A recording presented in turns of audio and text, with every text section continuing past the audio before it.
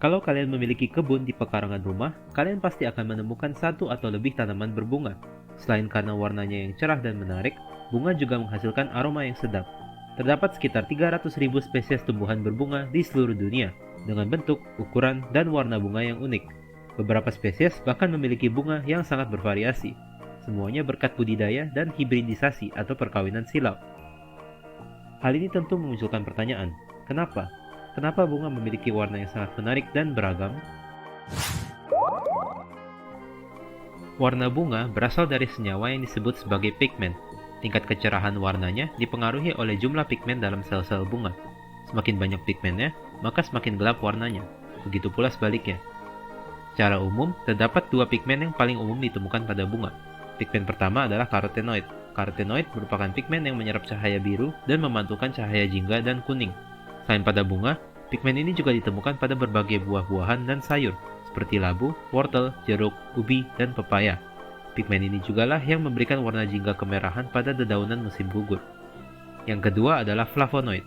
Pigmen ini dapat menghasilkan berbagai macam warna, mulai dari putih, kuning, merah, biru, ungu, coklat, dan bahkan hitam. Terdapat beberapa tipe pigmen flavonoid. Salah satunya adalah anthocyanin. Pigmen ini umumnya memberikan warna ungu, biru, atau merah pada bunga dan dapat ditemukan pada berbagai macam tanaman, mulai dari stroberi, blueberry, terong, beras hitam, anggur, cherry, hingga zaitun. Sementara itu, warna kuning dari pigmen flavonoid dihasilkan oleh beberapa tipe pigmen, seperti kalkon, auron, dan flavono. Selain kedua pigmen tersebut, ada juga pigmen beta lain. Pigmen ini hanya ditemukan pada anggota kelas Caryophyllales yang beranggotakan tumbuh-tumbuhan seperti kaktus, sukulen, anyelir, beet, dan berbagai tumbuhan karnivora. Pigmen ini menghasilkan warna ungu kemerahan dan juga kekuningan. Selain pigmen-pigmen tersebut, pigmen klorofil juga dapat ditemukan pada beberapa varian bunga hias, seperti mawar, tulip, krisan, dan anggrek. Warna bunga tidak hanya bergantung pada pigmen saja, melainkan juga faktor-faktor lain, seperti jumlah cahaya yang diperoleh, suhu lingkungan, dan pH tanah. Selain itu, stres atau cekaman lingkungan seperti kelebihan atau kekurangan air dan kekurangan zat hara tanah juga mempengaruhi tingkat kecerahan warna pada bunga. Tujuan utama dari pigmen-pigmen ini adalah untuk menarik perhatian serangga penyerbuk. Proses penyerbukan atau polinasi merupakan tahap penting dalam siklus hidup tumbuhan. Melalui proses penyerbukan, tumbuhan dapat menghasilkan buah dan biji, yang disebarkan baik melalui faktor alam seperti angin dan air, maupun hewan dan bahkan manusia. Biji tersebut kemudian akan tumbuh dan berkembang menjadi tumbuhan baru yang akan memulai siklus hidup yang baru. Serangga yang memiliki kontribusi terpenting dalam proses penyerbukan adalah lebah. Sekitar 80% dari seluruh tanaman berbunga di dunia mengandalkan lebah sebagai agen penyerbuknya. Hal ini termasuk 90 spesies tanaman komoditas, seperti apel, pir, jeruk, terong, mentimun, tomat, anggur, stroberi, dan ya, hampir semua makanan yang kalian makan sehari-hari. Jadi, jika suatu saat lebah punah dari planet bumi, ucapkan sampai jumpa pada buah-buahan favorit kalian. Sekarang kita sudah tahu bahwa warna bunga dihasilkan oleh pigmen dan berfungsi untuk menarik perhatian serangga penyerbuk. Lalu, apakah ada hubungan antara warna bunga yang dihasilkan oleh suatu tumbuhan dengan agen penyerbuknya?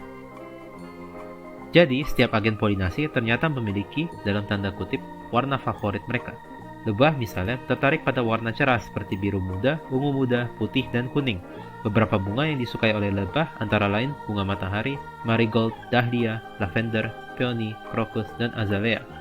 Sementara itu, burung kolibri tertarik pada bunga-bunga berbentuk tabung yang memiliki warna merah, merah muda, atau ungu, seperti petunia, fuchsia, dan kembang sepatu. Kupu-kupu juga tertarik pada warna-warna yang cerah, seperti kuning, putih, jingga, ungu, dan merah, seperti pada bunga daisy, lantana, aster, dan pansy. Sementara itu, agen-agen penyerbuk nokturnal seperti ngengat dan kelelawar umumnya tertarik pada bunga berwarna putih. Hal ini dikarenakan warna putih memantulkan cahaya, sehingga terlihat lebih mencolok pada malam hari dibandingkan warna lainnya. Selain itu, bunga ini biasanya juga akan mekar di malam hari dan menghasilkan aroma yang kuat untuk menarik agen penyerbuk. Contoh bunga ini adalah wijaya kusuma, pisang, sedap malam, dan melati. Beberapa bunga tidak mengandalkan agen penyerbuk sama sekali karena mereka dapat melakukan penyerbukan sendiri atau self-pollination seperti tulip. Beberapa menghasilkan aroma khusus yang dapat menarik serangga tertentu. Contohnya adalah bunga bangkai dan rafflesia yang menghasilkan bau tidak sedap seperti daging busuk untuk menarik perhatian lalat yang berperan sebagai agen penyerbuknya. Bagaimana menurut kalian? Sangat menarik bukan? Alam di sekitar kita menyimpan ratusan cerita yang sangat menarik. Yang perlu kalian lakukan adalah mengamati dan bertanya-tanya. Hai, terima kasih telah menonton video kami. Jangan lupa untuk memberikan like pada video ini dan subscribe ke channel kami. Kalau kalian ingin kami membahas topik tertentu, tulislah di kolom komentar di bawah video ini.